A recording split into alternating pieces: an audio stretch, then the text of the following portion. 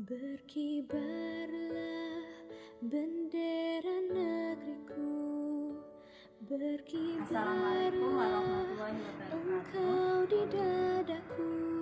Perkenalkan, nama saya Dewi kepada CGP Angkatan 5 dunia dari Kabupaten Jepara. semangatmu Pertama-tama yang saya ucapkan panas membara. terima kasih kepada fasilitator saya, Ibu ingin jiwa selaku fasilitator yang memfasilitasi kami sehingga bisa melaksanakan tugas dengan baik. Kepada Bapak Jam'am selaku pengajar praktik Kabupaten Jepara yang menaungi kami dan membimbing kami sehingga sampai ke modul verifikasi ini.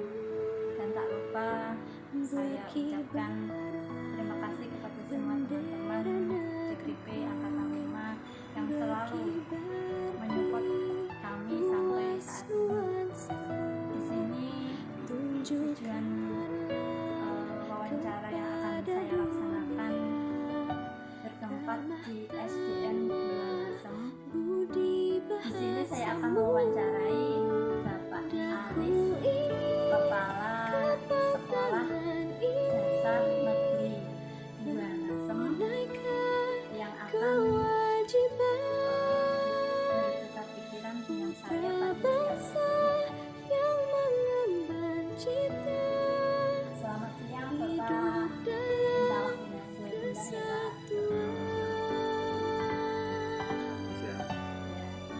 Pak. Tujuan pada siang hari ini adalah mau bertukar pikiran Pak, wawancara tentang modul 3.1, yaitu tentang pengambilan keputusan yang berdasarkan dengan nilai-nilai kebajikan. Mohon Bapak berkenan memberikan waktunya ya. Biasanya saya akan Untuk pertanyaan yang pertama Pak, selama ini bagaimana Anda dapat mengidentifikasikan sesuatu yang merupakan dilema etika atau kewajiban moral di SD Pandemi? pertama terkait dilema etika pada situasi istilahnya benar melawan etika. Ketika mengambil keputusan itu akan mengalami sesuatu yang sangat sulit, sehingga perlu dipikirkan lebih matang lagi. Terus kemudian yang rujukan moral, ini benar melawan salah. Kalau di SD kami, misalnya contoh rujukan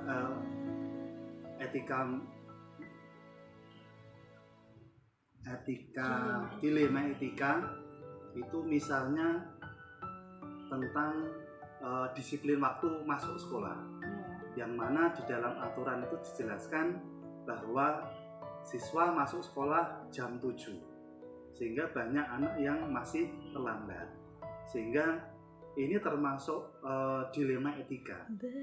Karena kalaupun misalnya kita menerapkan aturan yang ketat, setelah jam 7 pintu ditutup, anak tidak bisa masuk, itu akan menimbulkan efek yang lebih berat lagi di kemudian hari, sehingga anak tidak akan bisa mendapatkan pelajaran, tidak akan bisa mendapatkan ilmu, sehingga hal-hal semacam itu perlu dikaji lebih mendalam, apakah siapa yang perlu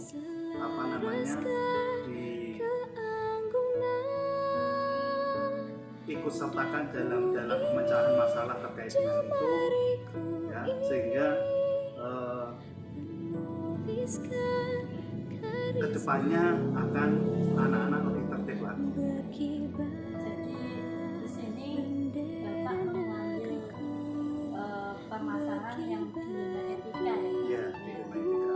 Karena ini yang masih sering banyak anak yang terjadi. Dan selama ini bagaimana Anda menjalankan pengambilan keputusan di sekolah Anda, terutama untuk kasus-kasus di mana dua kepentingan yang sama-sama benar atau sama-sama mengambil. Itu saya kira ada beberapa hal yang melatar belakang itu. Yang pertama tetap kita melibatkan apa namanya si bapak ibu guru atau wali kelasnya, kemudian yang kedua anaknya sendiri, kemudian yang ketiga orang tua, dan yang keempat itu mungkin aturan atau tata tertib yang ada di sekolah. Semuanya saling terkait. Ya, terkait sehingga nanti tidak menghasilkan keputusan yang gegabah istilahnya. Sekali ya Pak, jadi antara dari pihak keluarga, sekolah, anak, dan semua di sekolah saling membantu Ya, ya. kita mencari solusi yang terbaik. Kemudian langkah-langkah atau prosedur seperti apa yang biasanya Anda lakukan?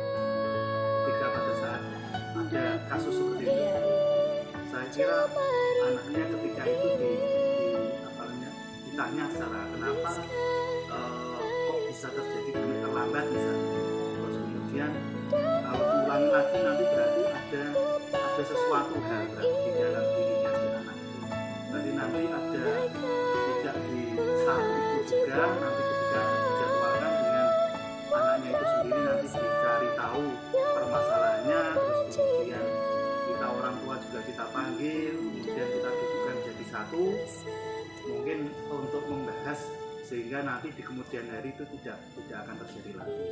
jadi sepemikiran ya Pak antara dari pihak sekolah dan pihak orang tua sama-sama memberikan solusi yang terbaik untuk anaknya Ya, tadi. karena aturannya kan memang Iya. siswa masuk jam 7 sehingga Iya. sebelum jam 7 siswa sudah siap untuk mengikuti pembelajaran.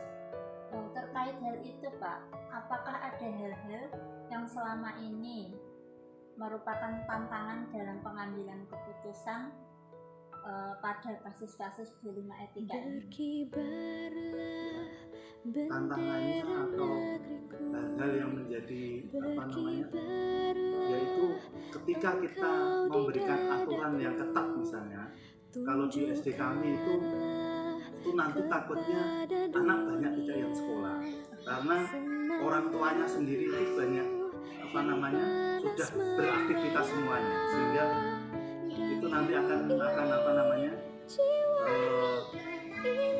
merugikan anak itu sendiri, sehingga kami tetap apa namanya diselesaikan secara kekeluargaan ketika juga mengundang orang tua, kemudian anak rujukan di situ kita cari solusi bersama-sama.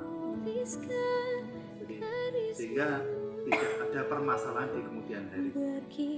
Mantap sekali ya Pak untuk jalan tantangan yang ada di sekolah pendidikan ini. Dan terus apakah Anda memiliki sebuah tata cara atau jadwal mungkin tentang penyelesaian kasus-kasus ini, terutama kasus dilema etika? Apakah Anda langsung menyelesaikan di tempat saat itu juga, ataukah memiliki sebuah jadwal untuk menyelesaikannya, bentuk atau prosedur seperti apa yang Anda jalankan? Saya kira kalau baru 1-2 kali misalnya kita selesaikan secara langsung, tapi kalau sudah berulang kali berarti nanti kita jadwalkan waktu yang tepat untuk membuat apa namanya, untuk mengambil keputusan itu, untuk mendiskusikan permasalahan itu sehingga baik orang tua, anak maupun guru itu bisa duduk bersama. Jadi ada jadwal tertentu. Dianalisis dulu ya Pak, Iya. masalahnya apa, Iya. kemudian siapa saja terkait di situ, Iya. kemudian apa itu pengambilan keputusannya akan bagaimana, apakah itu uji legal atau enggak, atau termasuk atau tidak ya Pak ya. Apakah seseorang atau faktor yang dapat mempermudah membantu Anda dalam menyelesaikan masalah? Saya kira yang pertama itu dari wali kelas, terus yang kedua itu dari aturan atau tata tertib yang sudah kita tetapkan setiap tahunnya. Setiap tahun membuat peraturan Ya, aturan kalau yang misalnya rusak. kalau misalnya aturan ini dianggap sudah tidak sudah tidak apa namanya relevan, berarti nanti kita perbarui lagi. Kalau masih ya kita masih tetap gunakan. Kemudian ini pertanyaan yang terakhir Pak, dari semua hal yang telah Bapak sampaikan, mungkin ada pembelajaran yang dapat dipetik dari pengalaman tersebut Pak dalam mengambil keputusan dilema etika ini. Dari kasus yang sering kita alami, termasuk tadi kasus anak terlambat sekolah, itu memang perlu pengambilan keputusan yang memang harus jeli. Artinya jangan sampai gegabah, anak misalnya terlambat disuruh pulang tanpa diberi tugas dan lain sebagainya, sehingga nanti di kemudian hari akan merugikan anak itu sendiri. Sehingga perlu kita secara menyelesaikan masalahnya itu dengan istilahnya dengan kasih sayang, dengan cara-cara yang halus, sehingga anak itu lebih menyentuh hatinya, sehingga di kemudian hari itu bisa tidak mengulangi perbuatannya lagi. Kalau bisa saya ambil pelajaran demi menjaga kebersamaan, jadi kehati-hatian sekali ya Pak dalam mengambil keputusan. Karena serba sulit Mbak, artinya kalau kita menerapkan aturan yang ketat maka siswa kan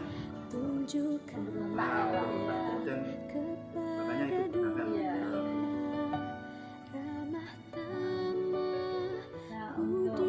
siang kali ini mungkin saya cukupkan dulu Pak, lain waktu bisa kita sambung lagi. Terima kasih untuk waktu yang telah diberikan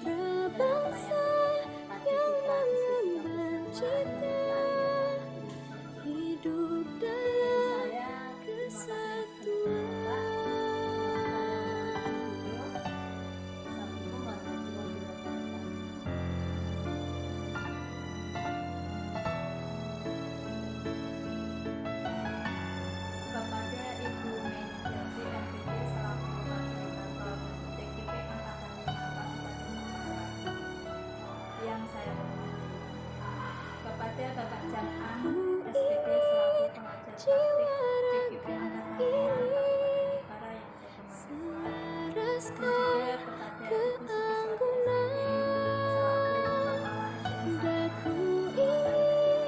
juga kepada Ibu dalam kesempatan ini saya akan melaksanakan wawancara tentang pengambilan keputusan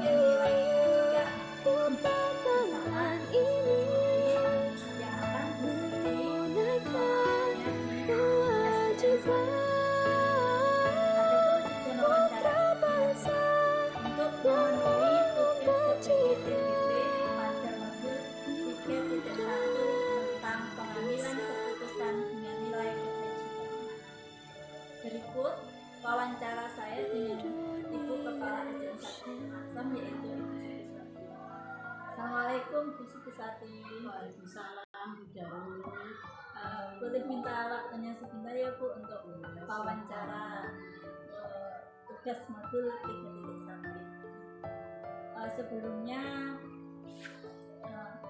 selama ini mungkin ada beberapa kasus ya Bu dalam SD yang jenengan ambil, mungkin ada beberapa bisa dijelaskan yang berkenaan dengan dilema etika maupun tuntutan moral.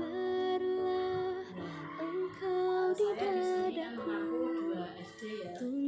Salah satu SD itu saya mengalami permasalahan ini terjadi pada seorang guru. Ini sudah untuk kasus dilema etika yang saya hadapi. Saya kan mengaku 2 sekolah. Di salah satu sekolah yang saya ampu ini ada permasalahan seperti ini. Seorang guru dalam pembelajarannya itu kompetensinya bagus, tapi jika diberikan tugas yang lain di sekolah itu tugasnya kan tidak ada mengajar, ada banyak sekali tugas-tugas yang harus kita selesaikan. Jika diminta untuk menyelesaikan salah satu tugas itu selalu menolak. Ya. Yang kedua,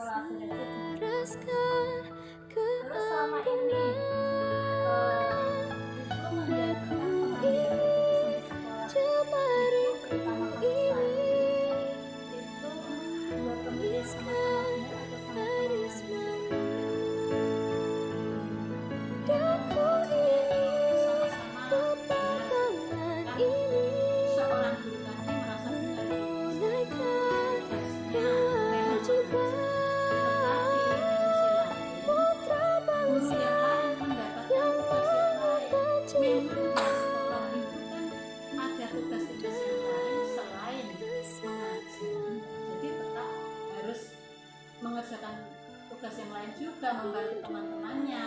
Namanya kita satu lembaga kan harus saling kerjasama. Ya, benar ya. Ya. Kemudian langkah-langkah atau prosedur yang seperti apa yang Ibu lakukan selama ini selain seperti itu? Oh, ini dalam kasus yang lain ya, Bu Ari? Oh gitu. Berarti ada kasus lagi ya? Iya, ada kasus yang lain. Ini saya contohkan saja yang baru saya alami. Ini adalah kasus ini para pedagang yang menjajakan dagangannya di luar lingkungan sekolah, jadi di luar pagar. Itu mengapa menjadi permasalahan? Karena yang pertama itu membahayakan keselamatan anak. Ketika pagi anak-anak itu banyak berkerumun di pinggir jalan, padahal pagi itu banyak sekali aktivitas kendaraan yang lalu lalang. Itu membahayakan. Yang kedua, makanannya belum tentu terjamin keamanannya. Karena pedagang ini hanya datang sewaktu-waktu, tidak menetap, sehingga kami pun sulit untuk mengontrol apakah makanannya itu sehat atau tidak. Kemudian ada lagi yang menjual mainan. Nah, ya. Yang menjual mainan ini kemungkinan harganya juga mahal, sehingga ini menjadi problem juga kepada orang tua. Kemudian ada beberapa orang tua yang melapor ke sekolah. Akhirnya, nah, dengan permasalahan ini, saya harus mengambil sikap. Apa yang selama ini Ibu anggap efektif pengambilan keputusan dalam kasus etika tadi, khususnya yang berkaitan Itu gini Bu Darul.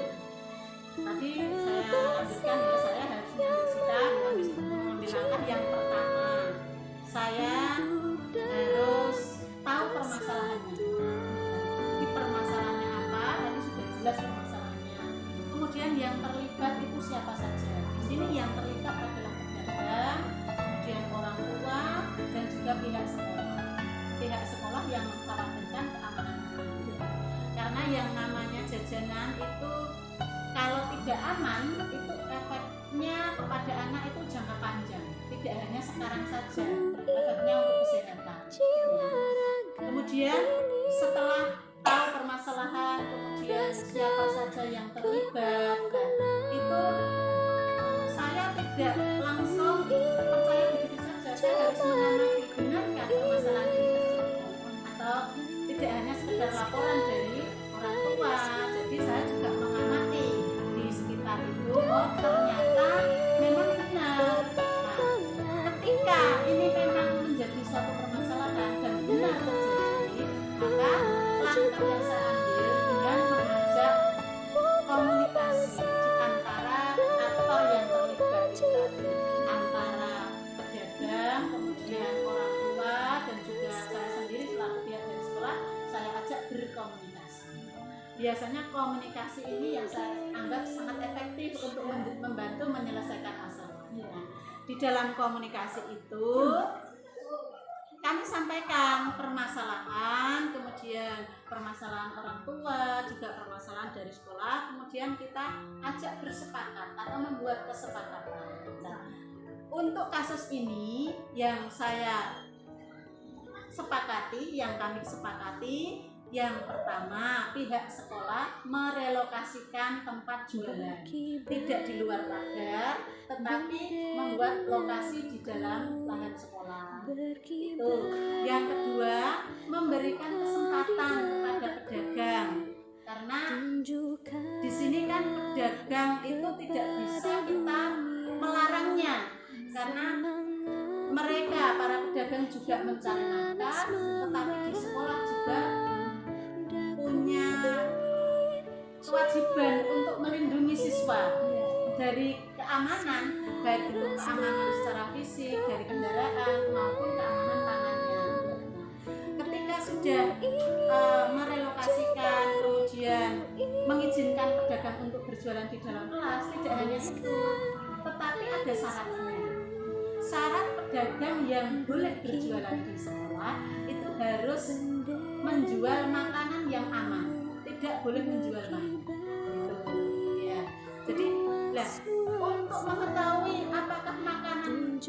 atau tidak, itu kami dari pihak sekolah sudah memiliki MOU dengan puskesmas, sehingga untuk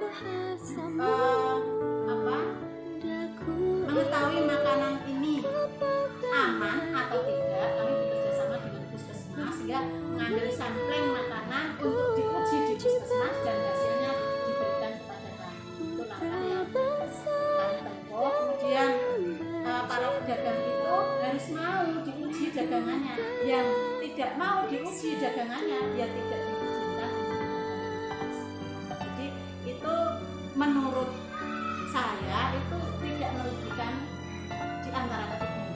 Itu sangat keuntungan dari pedagangnya juga untung karena masih diizinkan untuk berjualan, dari anaknya juga aman, orang tua juga merasa anaknya terjamin keamanannya. Mantap sekali ya Bu, sosial diadakan, tapi dengan kebijakan-kebijakan yang disebut tadi, apakah ada tantangan tersendiri dalam mengambil sikap dalam kasus ini? Tantangan yang pertama itu justru datang dari orang tua. Ya, kadang-kadang itu ada orang tua malah yang ikut membeli jajanan di luar sekolah yang menjemput anaknya. Itu yang kedua, itu ada penjual yang tidak mau berjualan juga, tidak mau memenuhi kesepakatan. Itu yang menjadi tantangan. Untuk tantangan tadi, itu dalam menyelesaikannya, pasti kan itu berkolaborasi. Apakah itu dalam waktu sekaligus waktu itu pada saat terjadi misalnya ada makanan yang kurang sesuai dengan BPM ya Bu, apakah sekali waktu itu diselesaikan atau itu menjadwalkan untuk para pedagang misalnya diajak komunikasi atau bagaimana dalam waktu yang tertentu itu? Kalau untuk masalah-masalah yang penting seperti ini saya anggap penting karena menyangkut kesehatan anak, itu harus segera ditindaklanjuti Bu. Jadi tidak usah menunggu jadwal. Kalau untuk hal-hal yang bisa dijadwalkan, ya kami bisa menjadwalkan juga ini terkait dengan jadwal dari puskesmas. Tapi untuk kegiatan yang seperti ini yang membutuhkan yang sifatnya segera harus ditangani, harus segera kita. Sekali berarti jika ada suatu masalah berkenaan dengan itu yang urgent berarti langsung ya. Soalnya kalau berlarut nanti khawatir jangka panjang ya. Terus kemudian adakah seseorang atau faktor-faktor yang selama ini mempermudah langkah ibu dalam pengambilan keputusan tadi? Ya, dalam hal ini langkah yang memudahkan saya yang pertama tadi ada dukungan dari wali murid. Nah, jadi ada wali murid yang mendukung, itu bisa kami sampaikan kepada wali murid di saat momen-momen tertentu, misalnya ada rapat wali murid atau apa bisa kami informasikan. Kemudian yang kedua itu ya itu tadi kami sudah menjalin kerjasama dengan puskesmas. Itu yang untuk langkah penyelesaian. Sangat bagus sekali ya langkah-langkah yang diambil. Kemudian setelah kita berdiskusi pada pagi ini yang ibu sampaikan tadi dari kasus yang pertama dan kasus yang kedua ini, pembelajaran apa yang ibu dapat petik dari pengalaman ketika mengambil keputusan dilema etika? Dalam pengambilan keputusan ini kita tidak bisa sepihak Darul, jadi kita harus mempertimbangkan pihak lain. Yang pertama kita lihat permasalahannya dulu tadi, terus yang kedua siapa saja yang terlibat dalam permasalahan ini. Nah, ini yang kedua. Kemudian ketika sudah tahu siapa saja yang terlibat, kemudian untuk penyelesaiannya itu kita selidiki dulu permasalahannya. Tidak hanya percaya dengan satu sumber saja,